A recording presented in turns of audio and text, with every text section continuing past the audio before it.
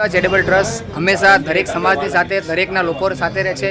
આજે બિનવારસી એક જૈનબબેન કરીને હતા, એમની ડેથ થઈ ગઈ છે આશ્રમમાં 2 મહિના પહેલાં હું લાવ્યો હતો એમને, અને એમની ડેથ થતાં સાથે જ આણંદના મુસ્લિમ સમાજના લોકો, ગુસલ કમિટીના લોકો અને મારી બહેનો મારી સાથે છે।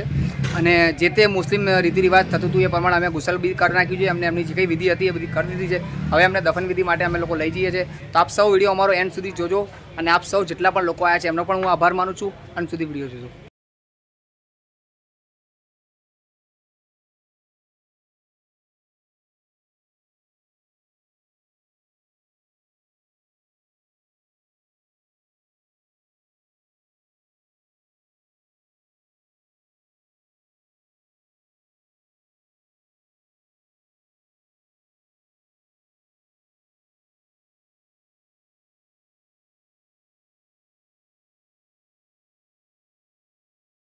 માનવતા ચેરિટેબલ ટ્રસ્ટની અંદર 2 વર્ષ પહેલાં મરહૂમ જૈનબબેન હતા, આપણી આશ્રમમાં આવ્યા હતા અને એમની ડેથ થઈ ગઈ હતી। તો લોટિયા ભાગોળ કબ્રસ્તાનની અંદર જે મુસ્લિમ રીતિ રિવાજ પ્રમાણે જે થતી હોય છે એ બધી અમે રીતિ રિવાજ કરી અને ગુસલ કમિટી અમારી સાથે રહી અને આજે અમને દફન વિધિ કરી નાખી છે। અને દરેક લોકો અમારી સાથે રહે છે, મુસ્લિમના આણંદના જેટલા પણ લોકો છે। અને ગુસલ કમિટી ગયા વખત પણ આપણી સાથે હતી અને આ વખત બી આપણી સાથે છે। જેટલા પણ ભાઈઓ જોઈ રહ્યા છે બધા આપણાને સેવામાં બધા આવેલા છે। દફન વિધિમાં આપણે એક મોલ સાહેબ આપણી જોડે છે, ગયા વખત હતા, આ વખત એમની સાથે આપણે વાતચીત કરીશું કે ખરેખરમાં આ જે દફન વિધિ હોય છે એનું શું અમલ હોય છે અને કેવી રીતના જે બિનવારસી ડેટ આપણે કરી એની અંદર એમની સાથે વાતચીત કરી।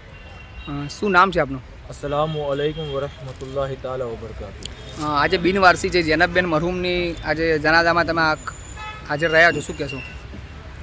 એના માટે હું એટલું જ કહીશ કે જે શકીલભાઈ જે છે, જે માનવતા ચેરિટેબલ ટ્રસ્ટ જે ગરીબ જે બિનવારસીની હોય છે, જેમની પરવરિશ કરે છે, એમની હેસિયતના મુતાબિક જે રીતે એમનું પાલન પોષણ કરે છે, તો એના માટે સૌથી પહેલાં તો એમનો દિલથી આભાર માનીશ કે જેમને જે ઓળખતા નથી, આજના દોરની અંદર જે મા બાપને સગા મા બાપને રાખવા તૈયાર નથી, અને એવા દોરની અંદર જહાલત ભરા દોરની અંદર શકીલભાઈ ખુદ જાતે એમની છાનબીન કરીને કઈ જગ્યાએથી જે બી મળે છે એમની રીતે મદદ કરીને એમને સાચવે છે, એમના માટે ખિદમત અંજામ આપે છે।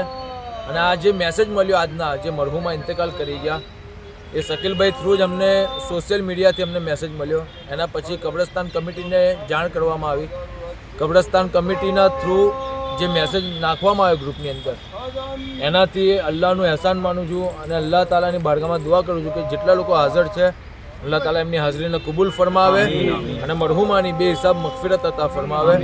અને આ રીતે હું બધાને એક જ મેસેજ આપવા જઈશ કે આજે આમનો ઇંતકાલ થયો છે, ઇન્શાઅલ્લાહ તાલા આવતીકાલે, આજ નહીં તો કાલે આપણો બી ઇંતકાલ થવાનો છે।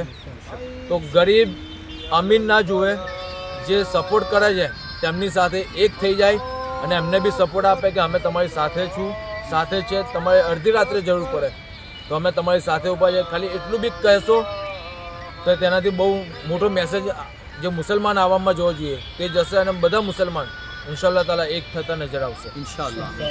આપણા મોલ સાહેબ અને એમણે આપણાને જે 3 વાતચીત કરી અને દરેક સમાજના લોકો, અને હું જેવી રીતના રીતિ રિવાજ હોય, હિન્દુ હોય તો હિન્દુ પ્રમાણે કરીએ છીએ, આપણે મુસ્લિમ હોય તો મુસ્લિમ રીતિ રિવાજથી કરીએ છીએ। આજે આણંદના લોટિયા ભાગોળમાં બિનવારસી જૈનબ જે બેન હતા એમની દફન વિધિ કરીને અમે લોકો જઈ રહ્યા છે।